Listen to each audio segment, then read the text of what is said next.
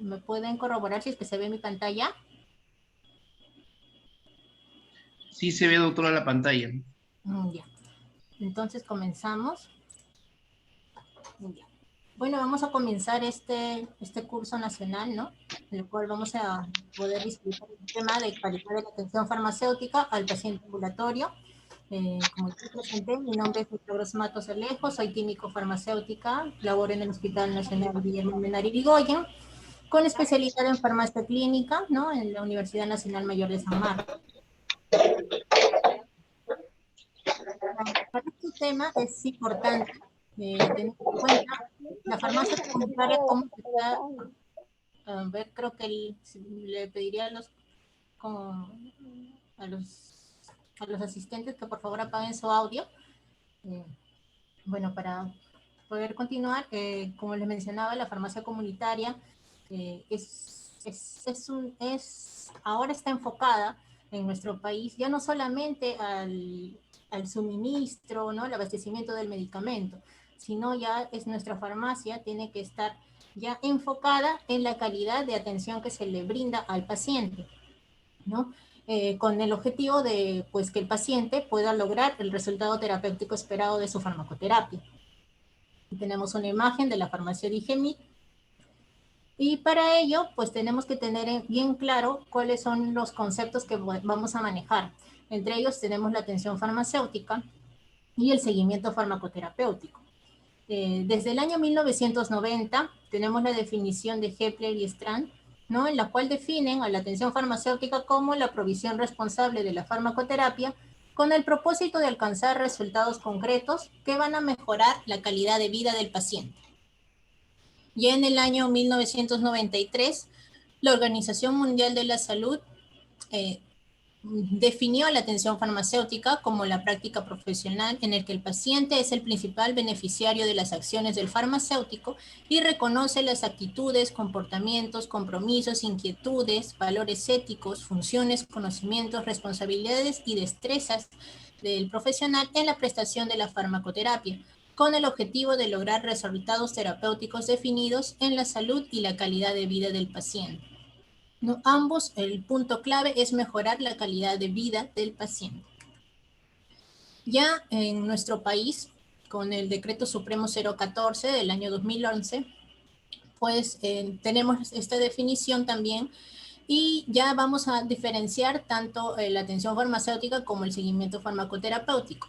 La atención farmacéutica, pues va a ser el acto del profesional químico farmacéutico que va a englobar las prácticas correctas tanto de dispensación y de seguimiento farmacoterapéutico. Por lo tanto, la atención farmacéutica va a conllevar los pasos desde el proceso de dispensación, ¿no? En la cual vamos a darle la mejor información sobre el medicamento que el paciente use y el seguimiento posterior que debemos de dar para evitar o prevenir problemas relacionados al medicamento. En cuanto al seguimiento farmacoterapéutico, pues lo definimos como el acto profesional en el cual el profesional químico farmacéutico orienta y supervisa al paciente en relación al cumplimiento de su farmacoterapia. ¿Mediante qué? Mediante intervenciones farmacéuticas dirigidas a prevenir, identificar y resolver los problemas relacionados con los medicamentos, como comúnmente lo conocemos como los PRMs, ¿no? Por lo tanto, como les vuelvo a repetir, la atención farmacéutica pues va a englobar desde el proceso de dispensación, la consejería farmacéutica y el seguimiento farmacoterapéutico que vamos a brindarle al paciente.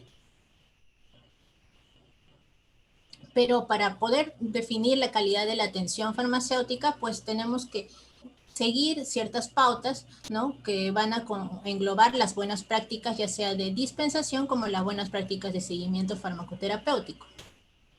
En nuestro país, en el año 2009, la resolución ministerial 013 aprobó el manual de buenas prácticas de dispensación, en la cual pues va a englobar los procesos de recepción y validación de la prescripción, análisis e interpretación de la prescripción, la preparación y la selección de los productos para su entrega, los registros, así como también la entrega de los productos y la información que le vamos a brindar al paciente de acuerdo a su farmacoterapia.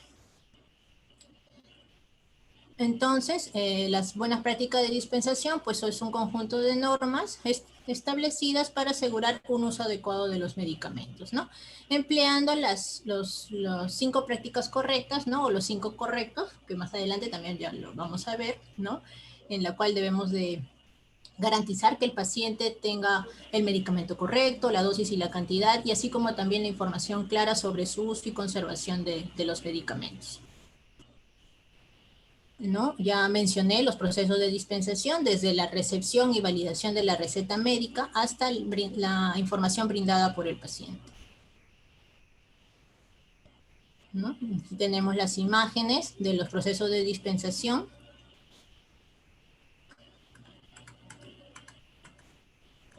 ¿No? Que básicamente pues como podemos tener la experiencia de otros países, pues la atención farmacéutica no solamente culmina en la entrega del medicamento, ¿no? Sino también en la correcta dispensación, ¿no? Y posteriormente el adecuado seguimiento farmacoterapéutico que va a ser una cadena de diferentes entrevistas, ¿no?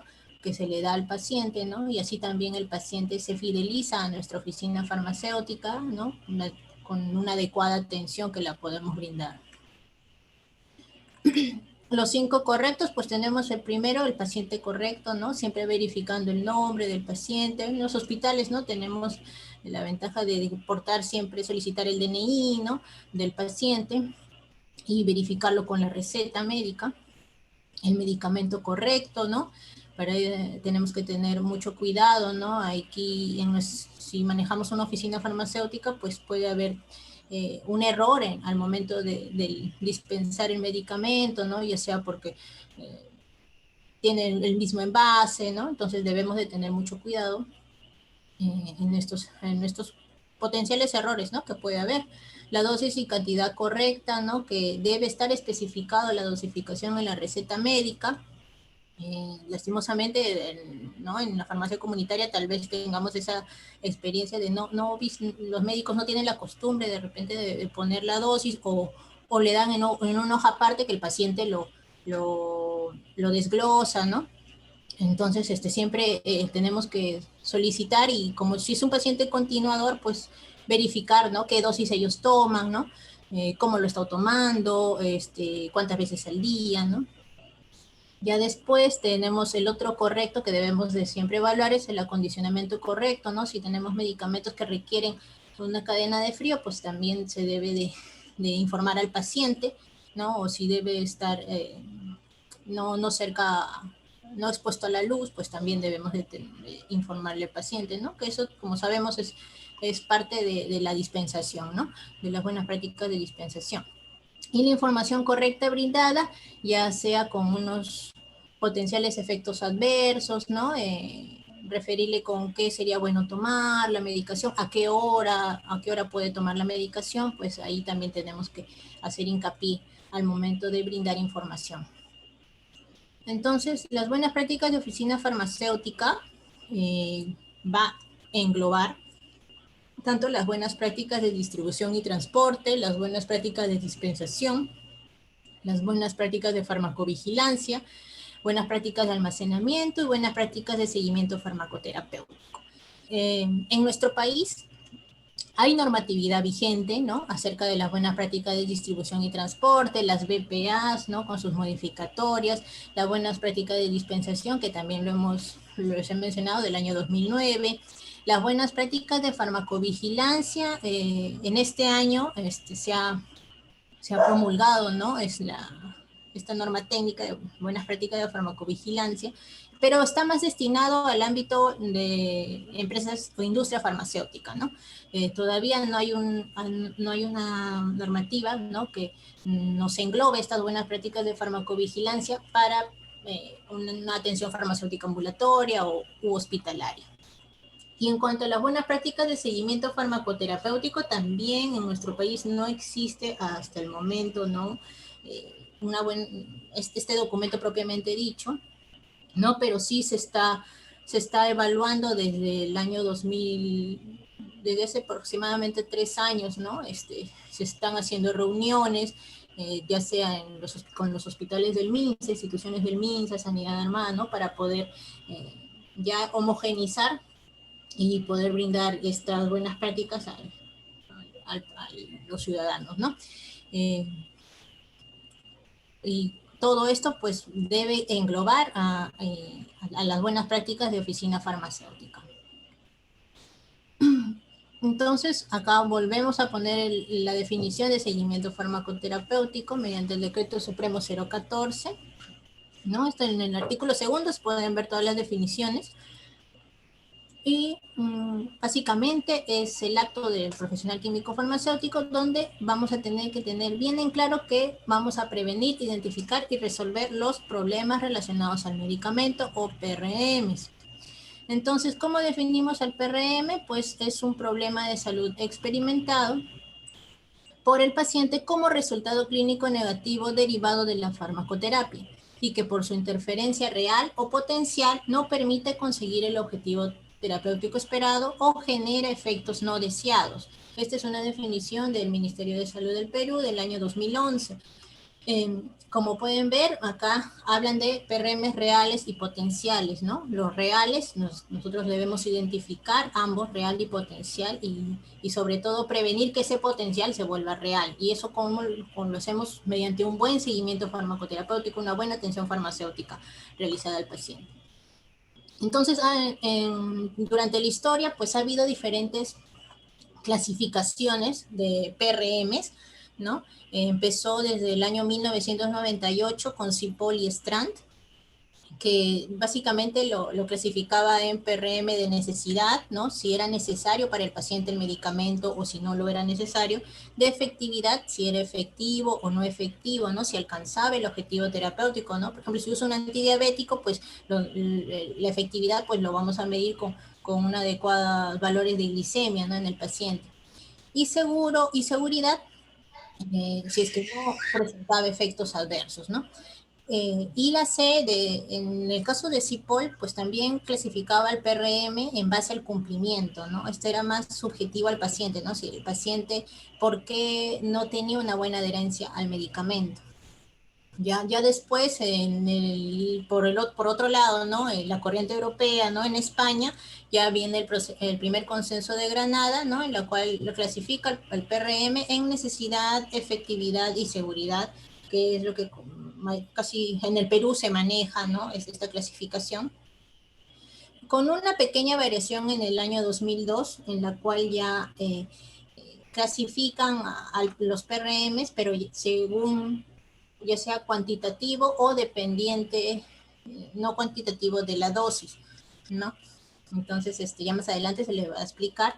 Y ya en el tercer consenso de Granada, que fue en el año 2007, ya se ve al PRM, le cambian la denominación como resultado negativo a la medicación, ¿no? Que puede estar desarrollado por diversos factores, ¿no? Que también va a ser de seguridad, efectividad y necesidad. Entonces acá están enlistados los PRMs. Este es según el segundo consenso de Granada, en la cual el PRM1 pues lo van a clasificar como que el paciente va a sufrir un problema de salud a consecuencia de no recibir una medicación que necesita. PRM2, el paciente sufre un problema a consecuencia de recibir un medicamento que no necesita, ¿no? Puede haber mucha automedicación aquí en el paciente, entonces puede haber un efecto adverso relacionado al uso del medicamento, ¿no? De efectividad, aquí es lo que le decía, inefectividad ya sea cuantitativa o no cuantitativa de la medicación, en la cual el PRM3 solamente se diferencia en que va a haber un problema a consecuencia de una inefectividad no cuantitativa, quiere decir no dependiente de la dosis del medicamento. No, en este caso, de repente el paciente toma según la dosis que le ha indicado el médico, pero no es efectivo el medicamento, ¿no? Entonces, ya sea por otros factores, ¿no? O por una interacción, de repente una interacción medicamentosa, ¿ya? El paciente sufre un problema de salud a consecuencia de una inefectividad cuantitativa de la medicación cuando sí va a depender de la dosis. Entonces aquí el manejo, pues si había una dosis, estaba recibiendo el paciente una dosis menor, pues como es dependiente de la dosis, de cuánto medicamento usa, pues la intervención sería aumentar la dosis, ¿no?, del medicamento en mención. Y en cuanto a seguridad, pues si es que el paciente presenta un problema, ya sea a consecuencia de una inseguridad no cuantitativa, no dependiente de la dosis del medicamento, en este rubro, por ejemplo, están las reacciones adversas como más que todo alérgicas, ¿no? Reacciones de hipersensibilidad, ¿no? Que el paciente, a pesar de consumir una pequeña dosis, ya tiene un angioedema, ¿no? Ya presenta una reacción adversa de tipo de hipersensibilidad tipo 1, tipo 2. Entonces aquí vamos a englobar este PRM5. Y el PRM6 ya cuando ha habido de repente una dosis alta, ¿no? Y que ha podido ocasionar un efecto no deseado en el paciente. Y en base a todo, evaluando, ¿no?, qué PRM, ¿no?, cuál es la clasificación del PRM que el paciente presenta, pues nosotros como farmacéuticos vamos a intervenir, ¿no? Ya sea optimizando la farmacoterapia, y así también va a englobar a reducir la morbimortalidad y mejorar la calidad de vida relacionada a la salud. Ya, para poder desarrollar un seguimiento farmacoterapéutico, el método mundialmente conocido es el método DADER, ¿no? Este se desarrolló en España, en la cual consta de estos pasos que pueden ver en su pantalla, desde la oferta al servicio, la entrevista farmacéutica, ¿no?, que puede ser la primera entrevista, ¿no? Como les digo, ya el seguimiento es una cadena de entrevistas sucesivas, ¿no? Después de la primera entrevista ya manejamos el estado de situación, vemos, ¿no?, que cotejamos la información que nos brinda el paciente, ¿no? Y lo registramos y verificamos, ¿no?, toda la información que nos brinda. Y con esto vamos a proseguir a la fase de estudio, en la cual vamos a emplear diferentes mecanismos para poder llegar a una fase de evaluación. En esta fase de estudio, pues vamos a tener que emplear herramientas de medicina basada en evidencias, ¿no?, ya sea páginas web, ¿no?, que nos brinden información confiable, fidedigna, ¿no?, y actualizada, ¿no?, sobre la farmacoterapia. En la fase de evaluación, pues vamos a desarrollar y ya clasificar el problema de salud manifestado por el paciente en ya sea necesidad, efectividad o seguridad, ¿no? Y después, posteriormente, ya identificando los PRMs, tanto potenciales, ¿no?, y reales, ya vamos a proceder a un plan de intervención farmacéutica, ¿no? Y con esto, pues ya tenemos las entrevistas sucesivas para evaluar el resultado de la intervención farmacéutica que se ha brindado al paciente, ¿no? Y esto también en la entrevista posteriores, tal vez el estado de situación va a cambiar, ¿no? De repente, de todas maneras, esperar. Lo ideal es que mejore el estado de situación del paciente. El mismo problema que nos refirió en la primera entrevista, de repente ha disminuido o se agregó otro problema de salud, ¿no? Entonces, aquí volvemos a realizar los siguientes pasos, ¿no?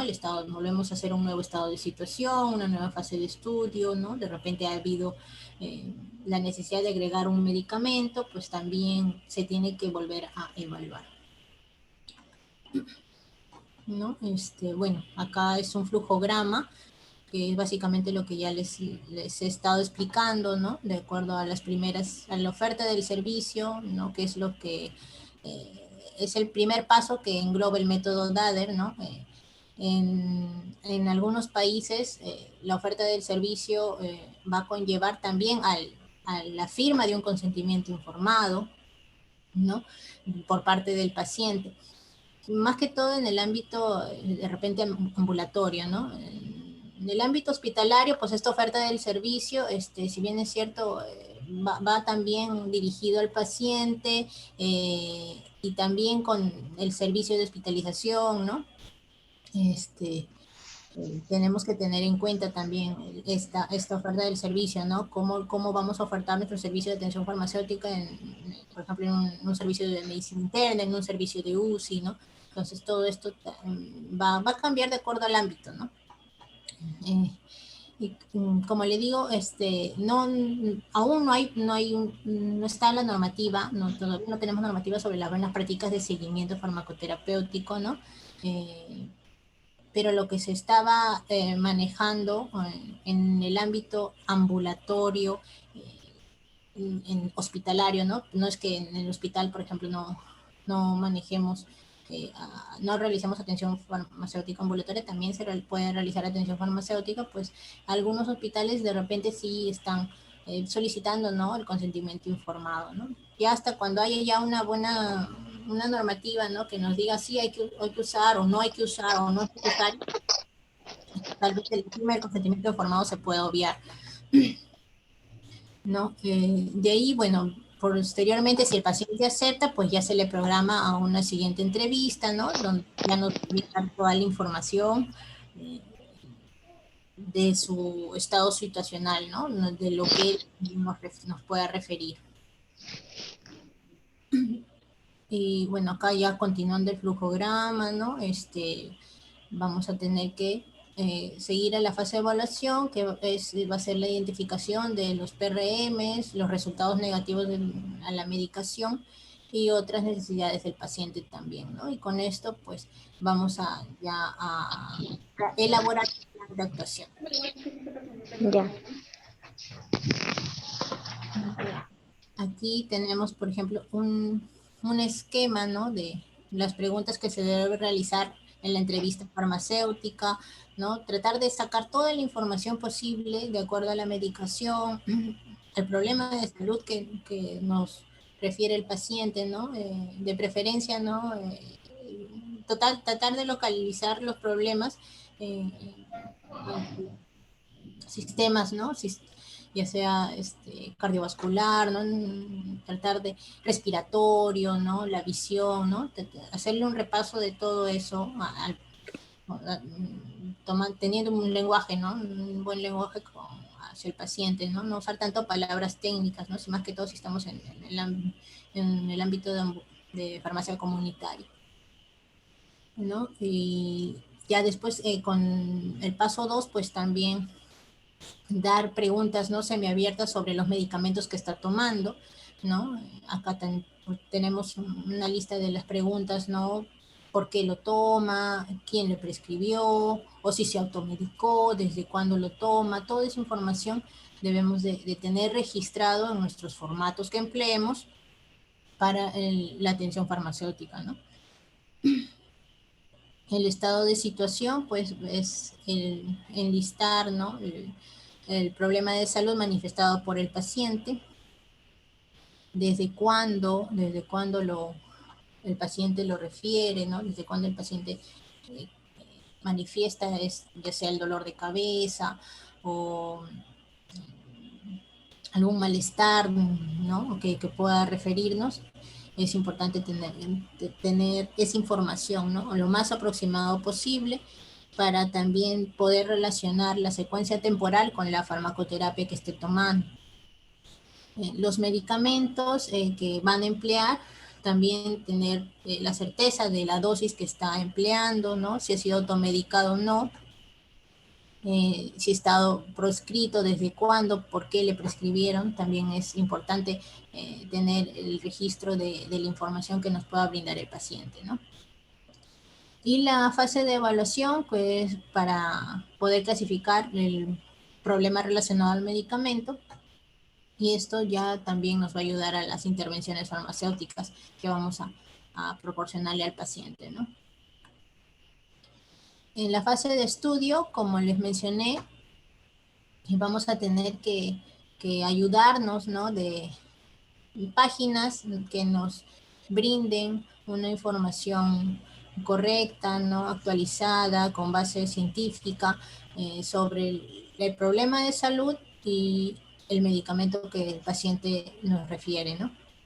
Tenemos varias de acceso libre como de acceso restringido también. El Medscape creo que es es el más conocido, es de acceso libre también. El Medline Plus también, donde nos brinda información sobre diagnósticos, ¿no? también tratamientos, el up-to-date, que es un sumario, este sí requiere una suscripción, que es muy empleado en el ámbito hospitalario, al igual que el Dyname, que son fuentes bibliográficas de muy buena evidencia, que nos pueden ayudar, así como el Micromedex, ¿no? Que también requiere suscripción y que nos brinda información sobre la farmacoterapia y ahora actualmente ya el Micromedex también ha enlazado información sobre diagnósticos, patologías, ¿no? Y tratamiento, que bueno, eso siempre lo manejaba.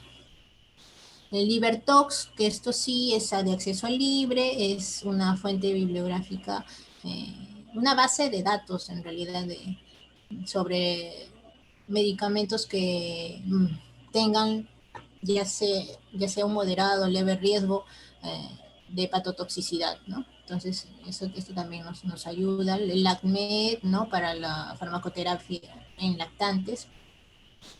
Y bueno, los libros, ¿no? que hemos usado en la universidad, el Goodman, sobre el farmacoterapia, ¿no? Todos los libros que podamos ¿no? y nos puedan ayudar a poder evaluar el problema del paciente, ¿no? Y su farmacoterapia, pues tenemos que emplear en esta fase de estudio.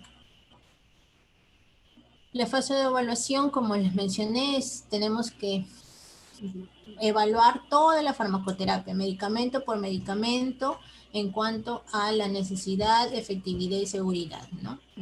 Porque esa es la clasificación más conocida. Entonces, en esas tres clasificaciones tenemos que enlistar los medicamentos que el paciente nos ha referido que tome. Ya con la evaluación de los PRMs, de los problemas relacionados al medicamento, ya puedo definir objetivos, ¿no? De intervención. Al definir los objetivos, tenemos la necesidad de priorizar también.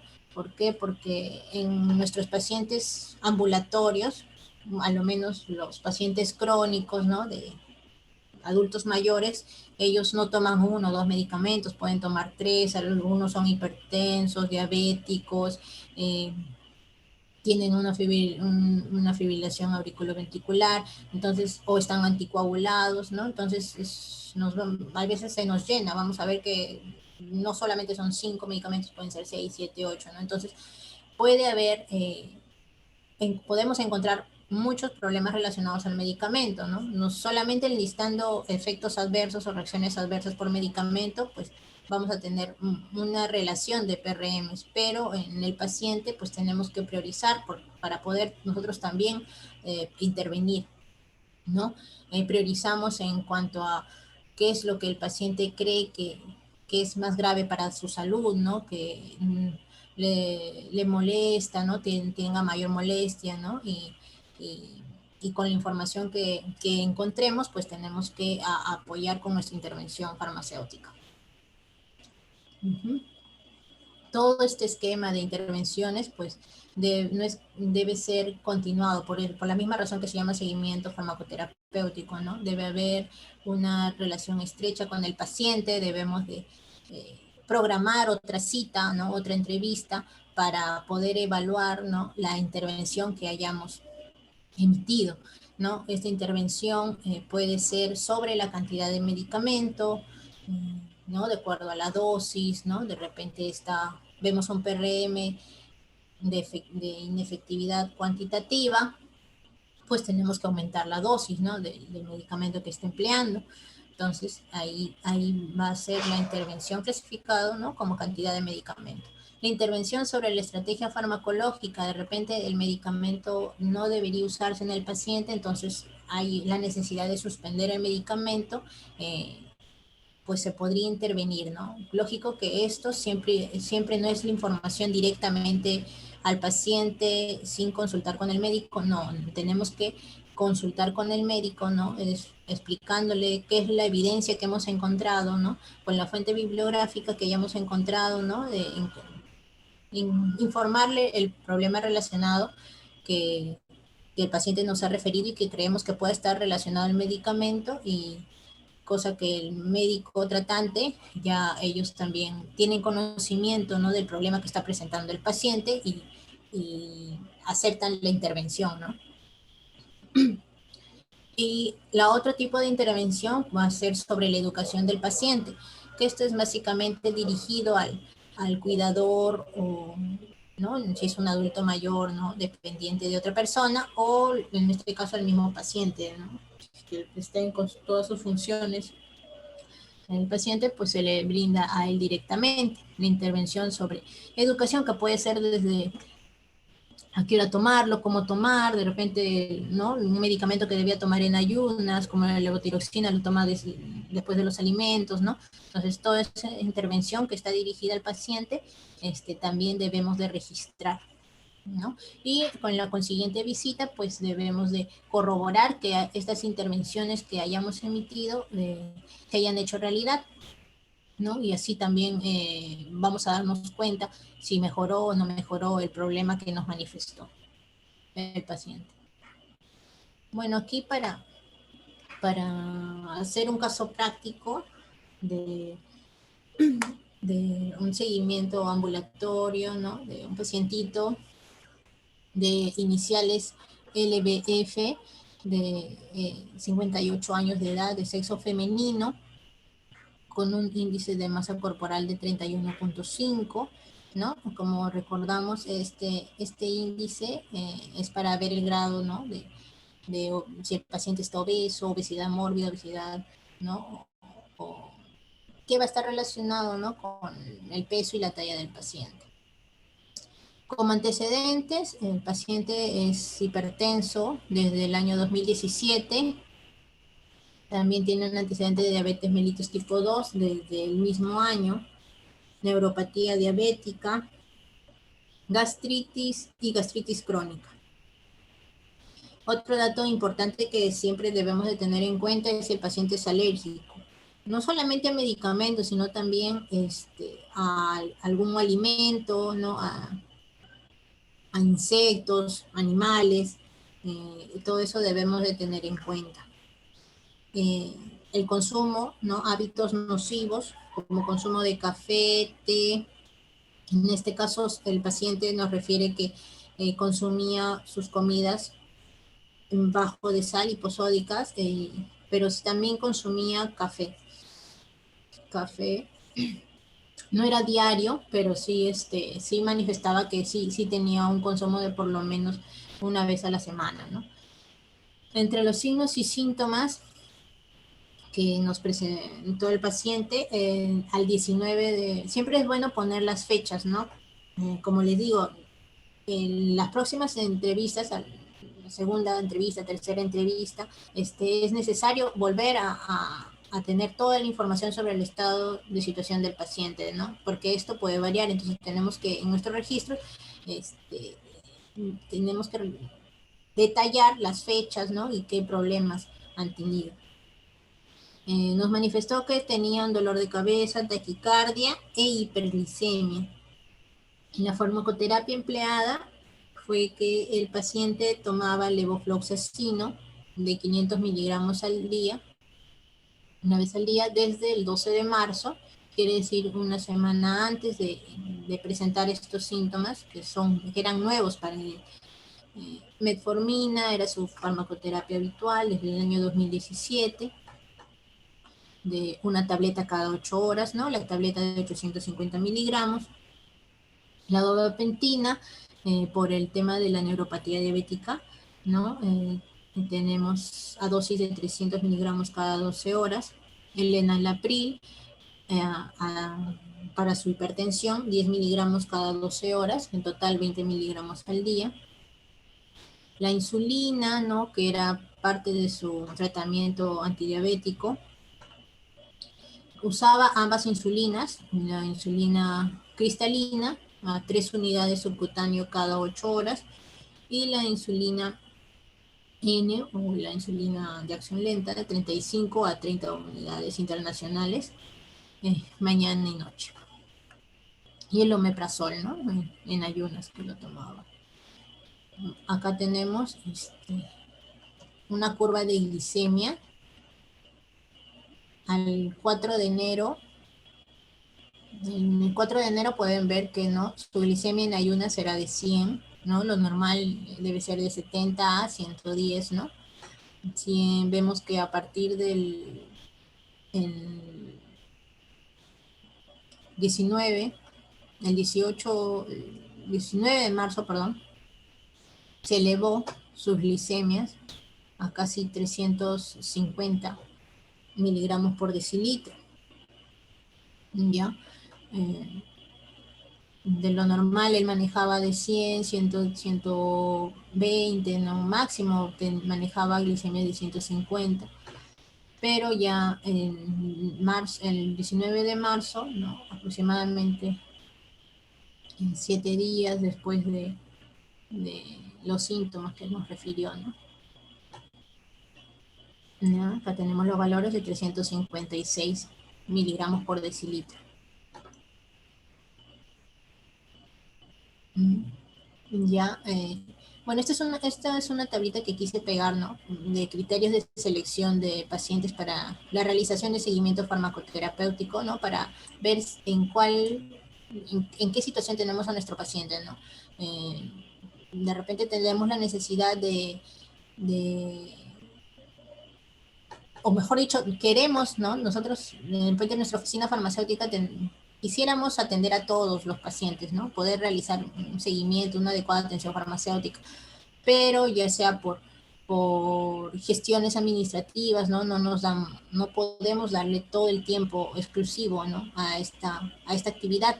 Entonces hay la necesidad de usar criterios de selección.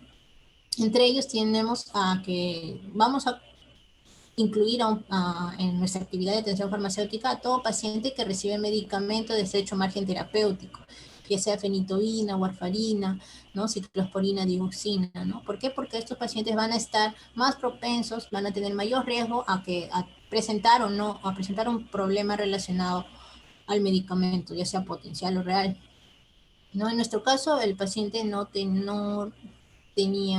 usaba en su farmacoterapia alguno de estos medicamentos. También es importante tener en cuenta si el paciente es vulnerable a efectos adversos, ya sea por situación fisiopatológica delicada. En este caso tenemos a los pacientes con una enfermedad renal, una enfermedad hepática, ¿no? Como sabemos, en el hígado se va a metabolizar los fármacos, entonces, y el riñón, pues, también, ¿no? Si tenemos un fármaco que sabemos que puede causar un daño renal, ¿no? Tiene una alta probabilidad de producir nefrotoxicidad, pues debemos de tener conocimiento del mismo, ¿no?, para poder manejar ya sea al paciente cuando es necesario usar el fármaco, ¿no?, teniendo en cuenta que pueda tener una enfermedad renal, ¿no? Entonces aquí ya hay información diversa, ¿no?, sobre un ajuste de dosis, ¿no? Entonces, eso es un criterio de selección. El paciente que recibe medicamentos de extrema toxicidad, ¿no?, para los pacientes oncológicos, reciben quimioterapia, altas dosis, ¿no? Entonces, también pues van a ser propensos a presentar PRMs. Paciente con medicación múltiple y expuesto a alto riesgo de interacciones, ya sea fármaco-fármaco o fármaco-alimento. En este caso nuestro paciente sí, porque ya después evaluando los medicamentos que toma, pues vamos a ver que hay cierta interacción. Paciente vulnerable a efectos adversos por condición fisiológica, ya no fisiopatológica, ¿no? Fisiopatológica era si había daño renal, daño hepático, ¿ya? Y fisiológica, y aquí vamos a tener a los adultos mayores, a los gestantes, a los niños. Paciente con estado clínico crónico y continua farmacoterapia, ¿no? Paciente continuador, ¿no? Un paciente con una enfermedad crónica no transmisible, como hipertensión, diabetes, en este caso nuestro paciente sí tenía este criterio. Paciente crítico con riesgo aumentado por medicación insuficiente o inadecuada. No, nuestro paciente no era un paciente crítico, ¿no?, que requiera de un soporte vital, ¿no? No era el caso de nuestro paciente. Paciente con malos hábitos de vida, ya sea aquel paciente que consume alcohol, cigarro, estupefacientes, ¿no? Y paciente con un PRM real o potencial, ¿no?, de esa necesidad, efectividad, seguridad, que es el caso de nuestro paciente también. Entonces, esta es una una tablita, ¿no?, que manejamos en los hospitales, ¿no? Incluso los residentes de farmacia también lo manejan, la Universidad San Marcos maneja estas tablitas, ¿no?, que nos ayudan a poder identificar, ¿no?, y enlistar los problemas de salud del paciente, ¿no? En este rubro tenemos el diagnóstico, ya aquí hemos anotado los diagnósticos referidos por el paciente, que era hipertensión, diabetes, neuropatía diabética, gastritis, amigdalitis, ¿no? La evaluación de datos de salud, acá está ya enlistado el dolor de cabeza, la hiperglicemia que nos refirió al momento de la entrevista, datos de farmacoterapia, que es el enalapril, a 20 miligramos al día, que lo tomaba cada 12 horas, 10 miligramos cada 12, metformina, que era una tableta cada 8 horas, ¿no? En total al día recibía 2.550 miligramos, sus insulinas, ¿no?, que formaba parte de la terapia combinada para la diabetes mellitus 2, tanto insulina rápida como la insulina lenta. En total 65 unidades de insulina NPH y de insulina cristalina 9 unidades, ¿no?, que era 3 unidades cada 8 horas. La gabapentina para el dolor neuropático, ¿no?, y el omeprazol, que lo tomaba en ayunas, y levofloxacino, que lo tomó por un problema de amigdalitis que presentó el paciente.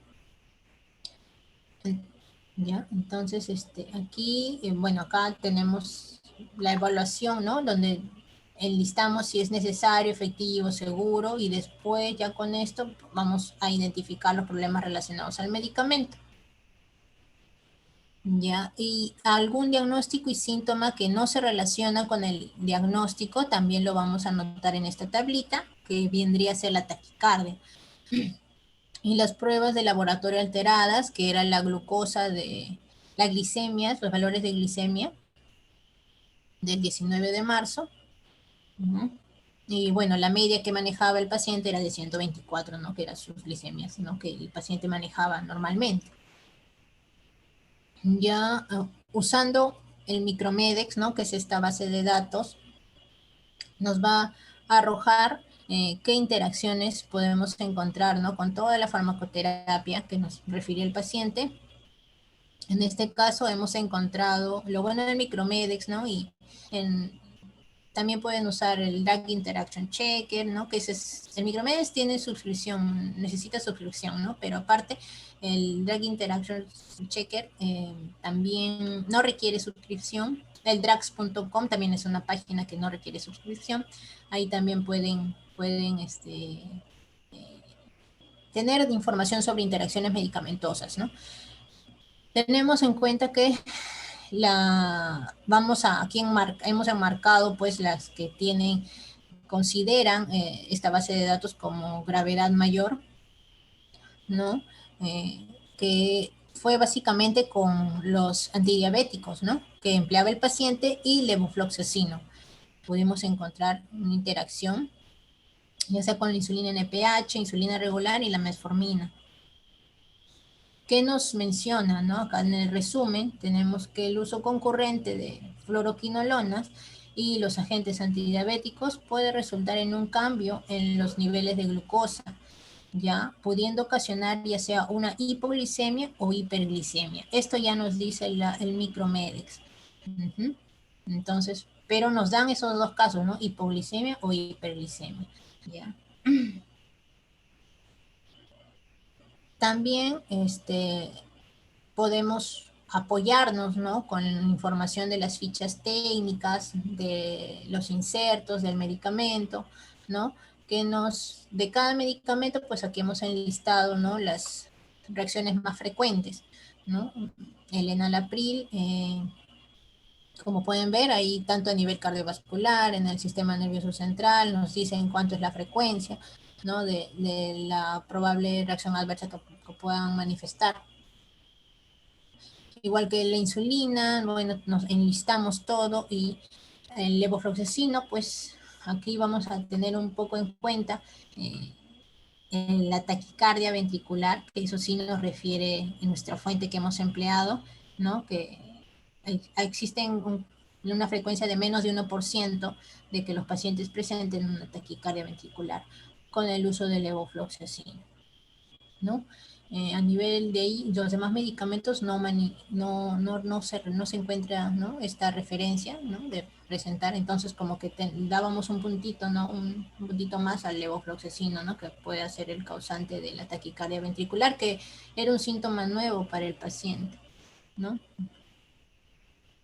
Ya con la información, ¿no?, ya que hemos podido recopilar de las bases de datos y las fuentes bibliográficas que tengamos, ya vamos a llenar esta tablita de evaluación de datos, donde vamos a clasificar el PRM, si es necesario, efectivo o seguro, ¿no? Entonces aquí pues empezamos con el primer medicamento, enalapril. ¿Es necesario? Sí. ¿No? ¿Por qué? Porque el paciente es hipertenso, ¿verdad? Efectivo, no. Bueno, acá se ha puesto potencial porque no teníamos los valores de hipertensión, de presión arterial, disculpen, de presión arterial del paciente, ¿no? Por lo cual esto sí es necesario, ¿no?, para una próxima intervención. En una próxima cita que tengamos es tener los valores de presión arterial. Si es seguro o no, aparentemente sí es seguro, no había reacciones, ¿no?, que podamos haber encontrado. Entonces, en el lado derecho, pues pueden ver el PRM4 potencial, PRM4 de efectividad, ¿no?, dependiente de la dosis, ¿no? La metformina, que en este caso se considera necesario, efectivo no. Real, es un PRM real, ¿no?, porque tenemos los valores de glicemia, sabemos que el paciente presenta hiperglicemia, y bueno, potencial, ya sea por los potenciales efectos adversos, ¿no?, como acidosis metabólica, ¿no? Como les digo, solamente con las reacciones adversas podemos encontrar, ¿no?, teniendo información sobre las reacciones adversas de los medicamentos, ¿no?, podemos de repente enlistar múltiples PRMs, ¿no? Pero por ello la necesidad de priorizar los PRMs, ¿no? Priorizar qué PRMs voy a intervenir para mejorar la calidad de vida del paciente, ¿no? Las insulinas, pues lo hemos puesto que no es efectivo, y al igual que tanto la insulina rápida como la insulina NPH, ¿no? Todos estos antidiabéticos los hemos enlistado como PRM de inefectividad real. Y la gabapentina se ha considerado como necesario, efectivo y seguro, al igual que el omeprazol. Y el levofloxacino, que, bueno, considerar como un PRM potencial de necesidad, ya que por una amigdalitis de frente cefalofluoroquinolona, pues ahí también es una forma de intervenir, ¿no? Porque de repente el paciente ya era usuario, ¿no? Tenía infecciones respiratorias repetitivas, ¿no? ¿Por qué de frente irnos con una fluoroquinolona? Y también podemos ver que puede ser seguro o no seguro, ¿no? En este caso lo hemos considerado como un PRM de inseguridad cuantitativa por el tema de la taquicardia, ¿no?, que el paciente nos manifestó, ¿no? Y teniendo en cuenta la información que ya habíamos buscado anteriormente. Entonces, como les mencioné, priorizar los problemas relacionados al medicamento, ¿no? Primero vamos a priorizar los reales, de todas maneras, ¿no?, porque son los que el paciente ya los está presentando. Entonces, en este caso es la inseguridad cuantitativa al levofloxacino, ¿no?, con un efecto adverso o una reacción adversa que manifestada por el paciente, ¿no?, que fue la taquicardia. El PRM3, ¿no?, de inefectividad no cuantitativa de los antidiabéticos, ¿no?, manifestada por la hiperglicemia que presentó el paciente. Y los PRMs potenciales, que una inseguridad cuantitativa de la metformina, ¿no?, ya sea la inefectividad cuantitativa del enalapril, ¿no?, teniendo en cuenta los valores de presión arterial. el PRM de necesidad, si es necesario, ¿no? El levofloxacino para el tratamiento de su amigdalitis que presentó el paciente.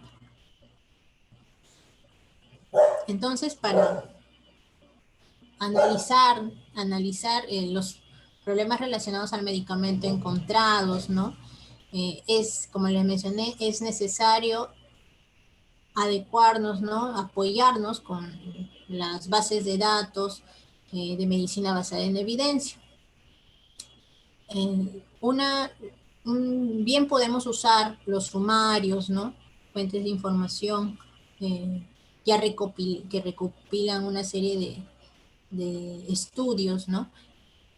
Como el UpToDate y el Micromedex, ¿no? Y también las fichas técnicas, ¿no? Que lo podemos encontrar en el internet, ¿no?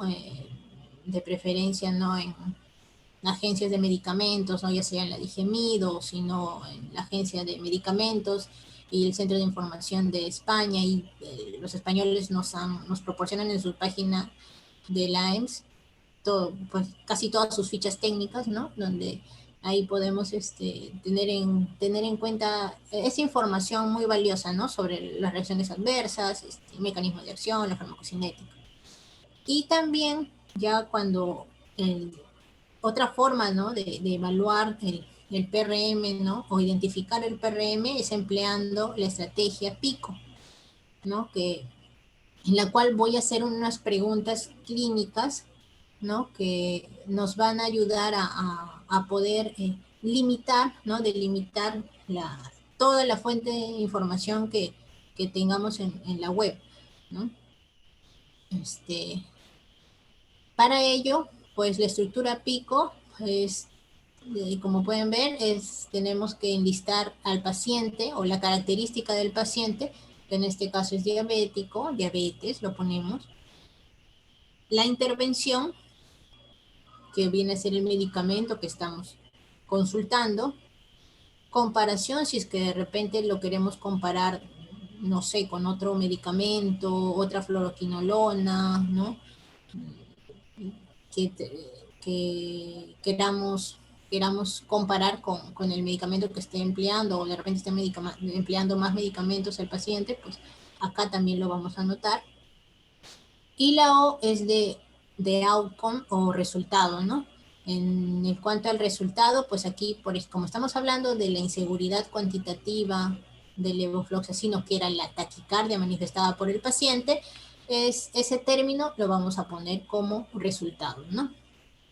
Entonces, la pregunta clínica sería, en pacientes diabéticos, ¿el uso del levofloxacino ocasiona taquicardia?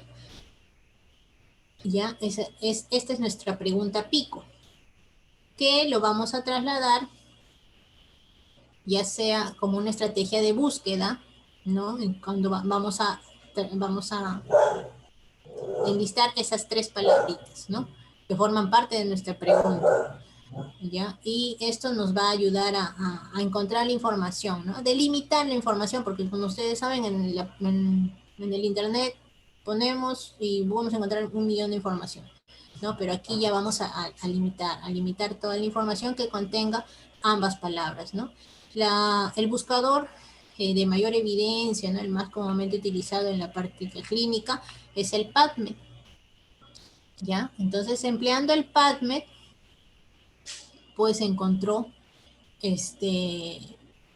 aquí nos va a enlistar, empleando nuestros términos de la pregunta PICO, diabetes y levofloxacino y taquicardia. El AND siempre es bueno colocar, porque son operadores, o se llama operadores booleanos, ¿no? Cuando trabajamos con la pregunta PICO, para poder englobar todos los estudios que contengan todos los términos que queramos, ¿no?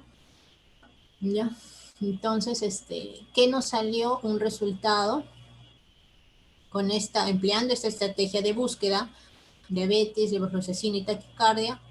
Nos salió un estudio, ¿no? Donde ven el factor de riesgo y el impacto clínico del levofloxacino o cefazolina o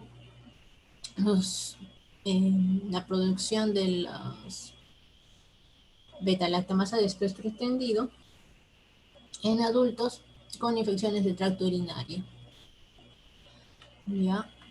Y en la otra estrategia PICO, pues solamente hemos empleado con dos términos, que era levofloxacino y taquicardia. Y aquí sí encontramos un estudio observacional de asociación del ciprofloxacino oral, levofloxacino, floxacino y moxifloxacino con el riesgo de las arritmias ventriculares serias, ¿no? Que esto es un estudio de corte en Corea. Entonces aquí, ya yendo al estudio de Corea que nos proporcionó el estudio observacional, pues encontramos una tablita en la cual se ve la asociación del riesgo de arritmias ventriculares asociadas con el uso de las fluoroquinolonas, ¿no? Aquí tenemos al ciprofloxacino, levofloxacino, ofloxacino, moxifloxacino, y podemos ver que hubo una mayor incidencia por 1 millón de sujetos de presentar arritmias ventriculares tras el uso del levofloxacino, ¿no? Con un riesgo de 1.8 de presentar levofloxacino tras el uso de presentar, arritmias ventriculares tras el uso de levofloxacino, a diferencia de los demás fluoroquinolonas o comparando con el cefexime. Entonces, también, ¿no?, nos menciona este artículo que las fluoroquinolonas pues tienen la capacidad de aumentar el intervalo, de prolongar el intervalo QT, ¿no?, que esto se evidencia en un electrocardiograma, que puede conllevar a la aparición de arritmias en el paciente, ¿no? Entonces, aquí vamos a ver que hay un aumento de la entrada de sodio y de los iones calcio también en el canal de voltaje, lo que va a ocasionar una disminución de la salida del potasio, y esto pues también va a llevar a una prolongación del intervalo QT, que puede manifestarse con la aparición de taquicardias en el paciente. Ya evaluando el PRM de inefectividad no cuantitativa al uso de antidiabéticos, ¿no?, como pudimos ver, el paciente usaba insulina, metformina, ¿no? Y con la fuente de Micromedex, pues encontramos que podía haber una interacción de gravedad mayor, ¿no? Entonces, empleando la estructura PICO, nuestra estrategia de búsqueda, vamos a tener en cuenta de nuevo como paciente, como característica del paciente, la diabetes, la intervención.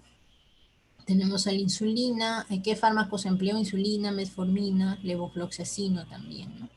Porque forma parte por la interacción que hemos encontrado, ¿no? Y el control glicémico vamos a poner como resultado, o glicemia control en inglés, ¿no? Cabe resaltar que estos términos, como cuando usamos el PubMed, de preferencia traducirlo al inglés, ¿ya? Y en la pregunta clínica, pues sería: en pacientes diabéticos el uso de insulina y levofloxacino ocasiona mal control glicémico. Esa sería nuestra pregunta clínica. Y la estrategia de búsqueda, que sí que vamos a poner en el buscador del PubMed, pues sería los términos, ¿no? Diabetes, como les mencioné, siempre es bueno poner todos los fármacos, ya sea insulina o metformina, y el levofloxacino y el resultado, ¿no? Siempre estos, tanto el pico, no tanto el paciente, la intervención, el comparador y el resultado, tenemos que poner en nuestra estrategia pico.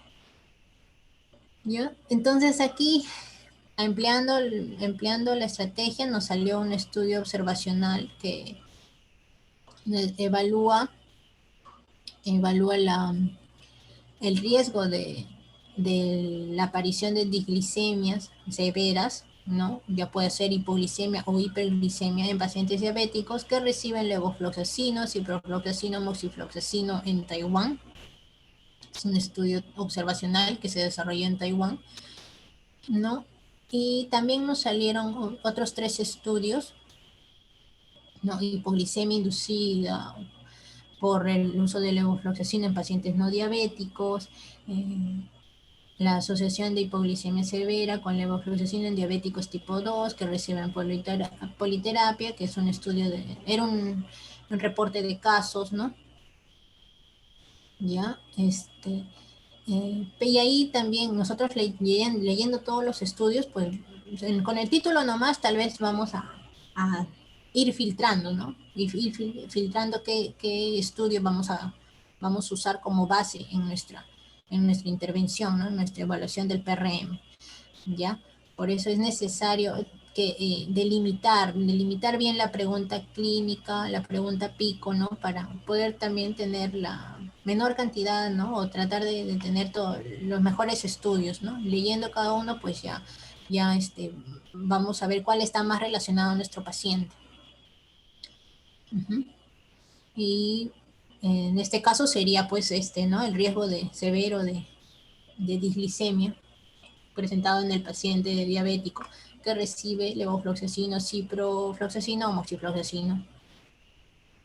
Entonces, en esta tablita vemos el resumen del estudio, en la cual sí se ve una incidencia de hiperglicemia e hipoglicemias, ¿no?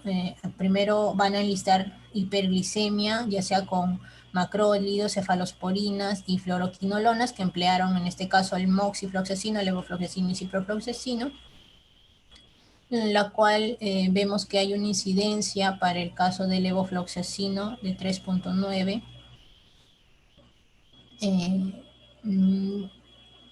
tras el uso de levofloxacino, el paciente pudo presentar hiperglicemia, ¿no? Con un riesgo de 1.75, ¿no? A diferencia del moxifloxacino que tiene mayor riesgo. Podemos ver aquí que hay un mayor riesgo de presentar hiperglicemia,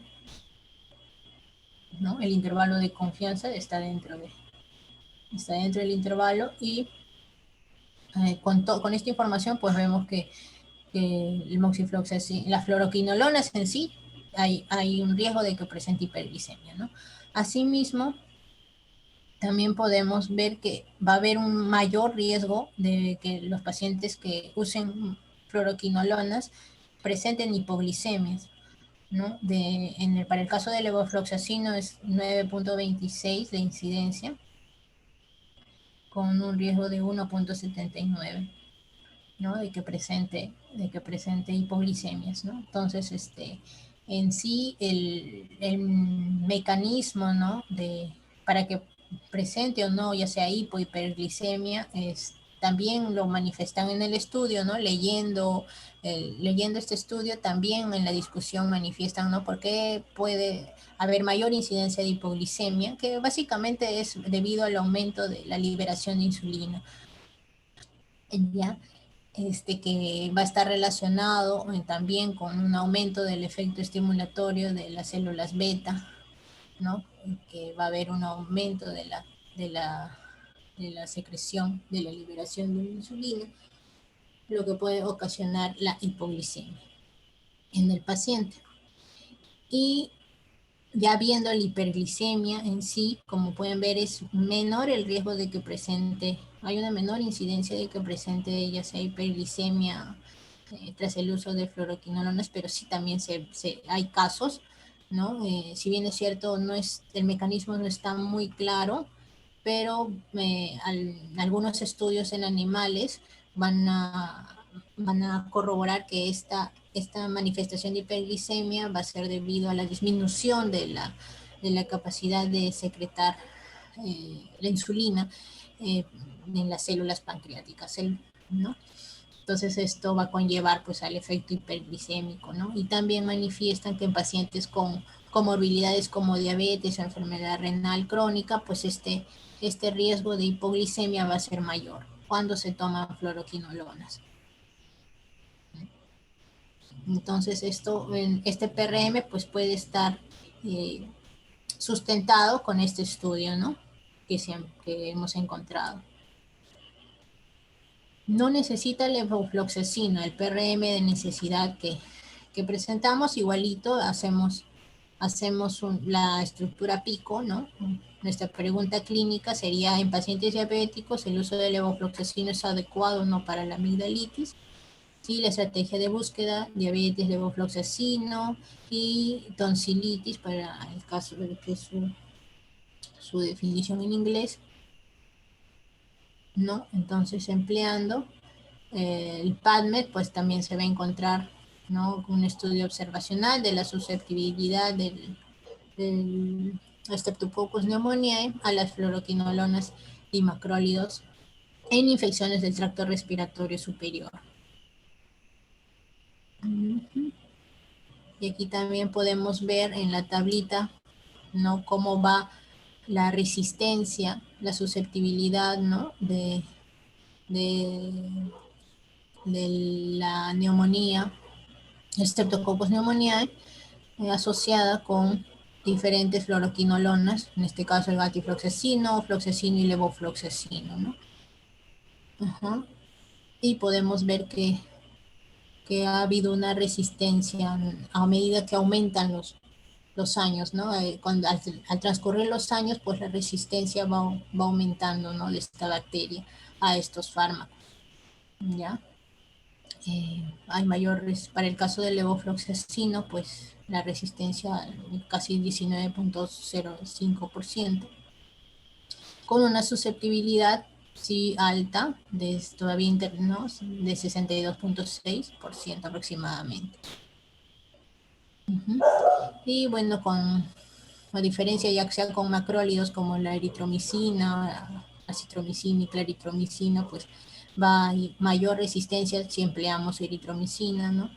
La resistencia desde 31.25% si es que empleamos acitromicina, ¿no? Comparándolo de repente con los fluoroquinolonas, pues hay mayor resistencia en la actualidad, ¿no? Bueno, este estudio englobaba pacientes desde 2011 hasta el 2015, pues se evidencia que sí va aumentando, ¿no? Ya extrapolándolo, pues ahí viene nuestra pregunta: ya cómo es en nuestra práctica clínica, ¿no? Esto en nuestro país, pues, ¿no? La curva de resistencia, ¿no? Es diferente a otros países, ¿no? Entonces, esto tenemos que de todas maneras considerarlo de acuerdo a nuestra práctica clínica, cómo es el manejo, ¿no? Ya sea a nivel comunitario, ¿no? Todavía es necesario emplear de frente una fluoroquinolona, ¿no?, como un levofloxacino para una amigdalitis. Creo que todavía no empleamos, de repente empezamos con betalactámicos, ¿no?, o macrólidos, ¿no? Entonces vemos esa necesidad de encontrar más estudios, ¿no? Más que todo el perfil antimicrobiano, el perfil microbiológico, ya sea comunitario, que va a ser muy diferente al hospitalario, ¿no? Entonces, aquí pues como pueden ver, es necesario poder enlistar, ¿no?, priorizar los PRMs, como les mencioné, para poder qué bases de datos emplear, ¿no? No la Y entendí a la poder mañana. tratar No, no de estaba. tener la mejor información. Perdón. Ahí.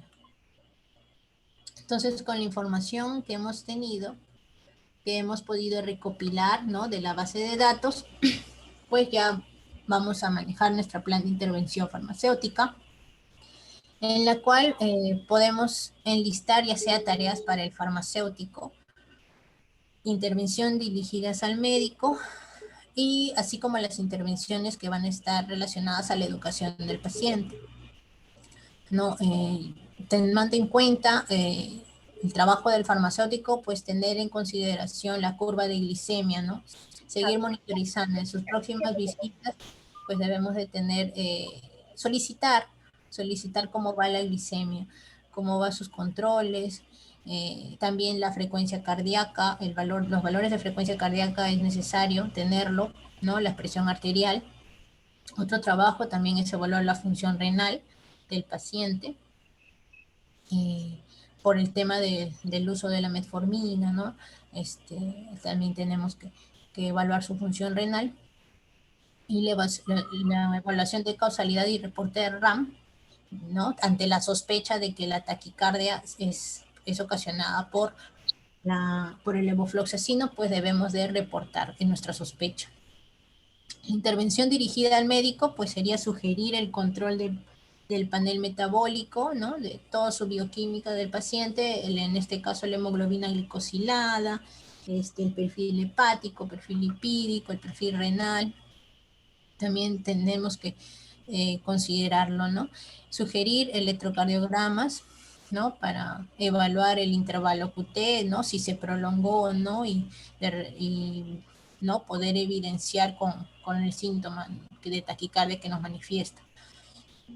Sugerir también no indicar quinolonas con antidiabéticos por la disglicemia resultante, ¿no? Bien puede presentar hipo o hiperglicemias, ¿no? Entonces debemos de manifestar, ¿no? nuestro PRM que hemos encontrado al médico en este caso. Sugerir la indicación de beta-lactámicos macrólidos antes de quinolonas para las infecciones respiratorias altas, ¿no? Ya que como hemos visto, es de la resistencia para estos primeros, ¿no?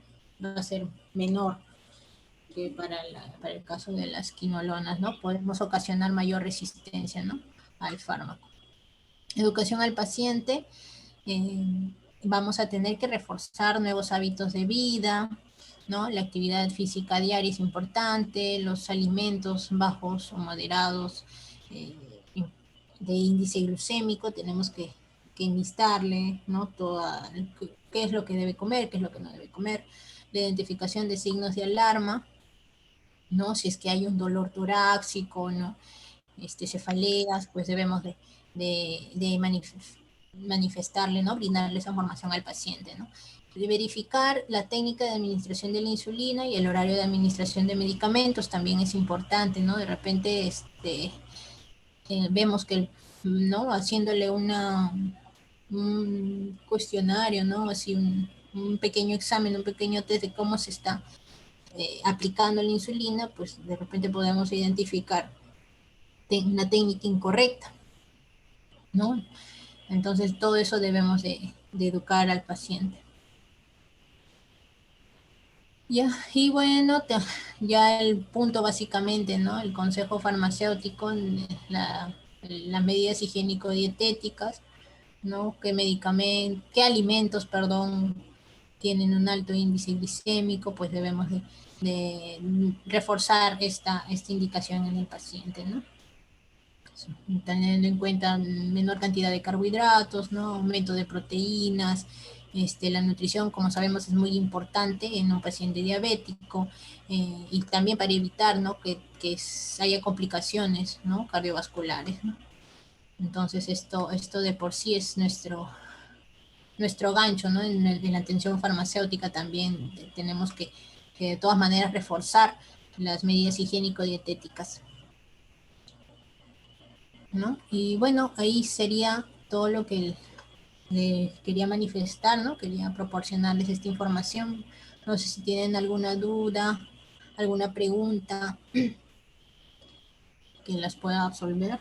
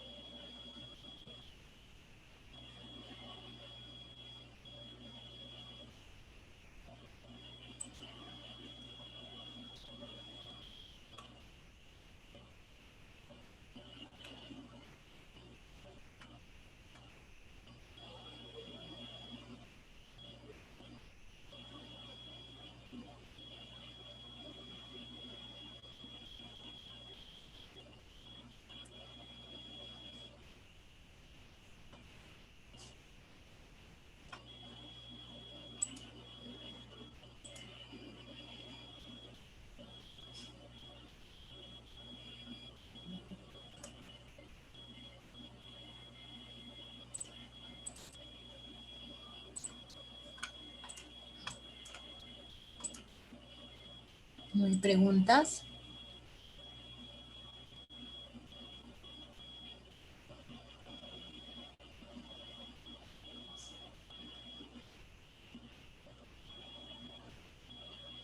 Bueno, para ¿no? Volver a recalcar, ¿no? Que la atención farmacéutica en la práctica comunitaria eh, todavía es un camino largo por recorrer, no más que todo por la necesidad del que el farmacéutico tenga esta práctica exclusiva en una oficina farmacéutica, ¿no?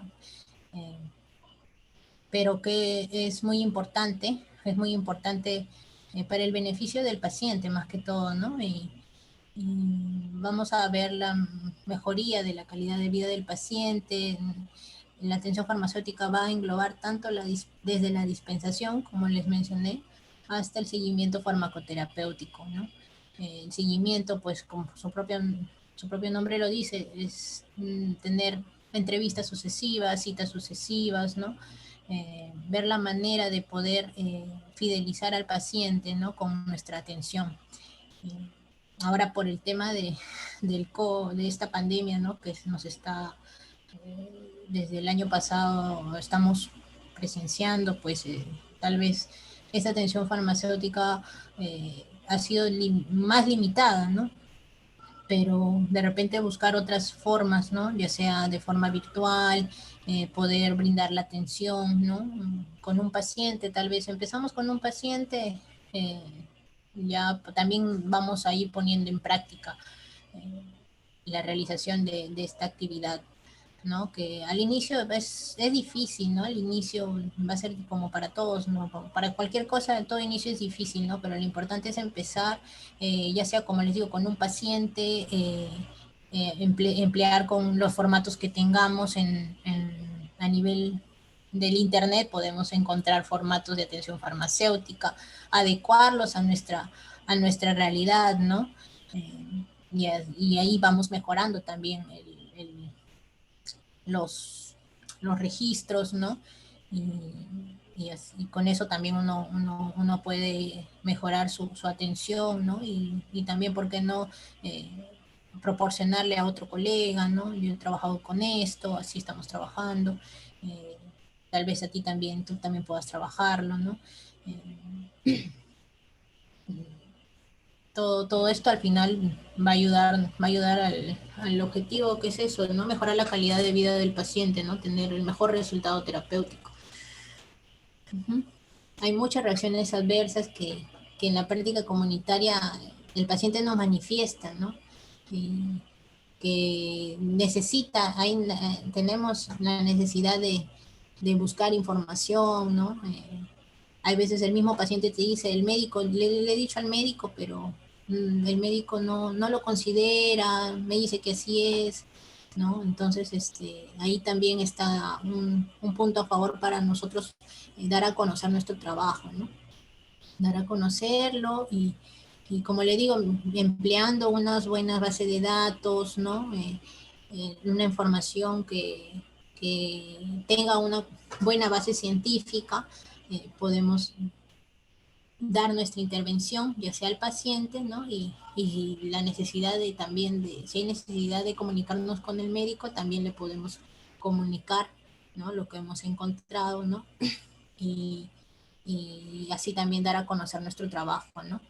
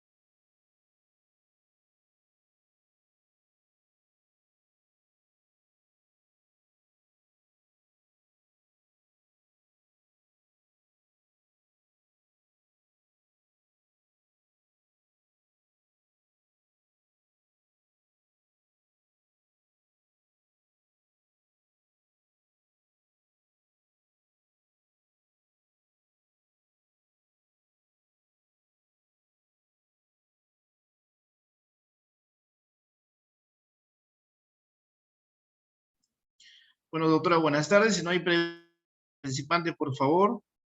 Estamos en el tiempo de preguntas, pero si no hay preguntas, vamos a tener que agradecer y dar por terminado el curso.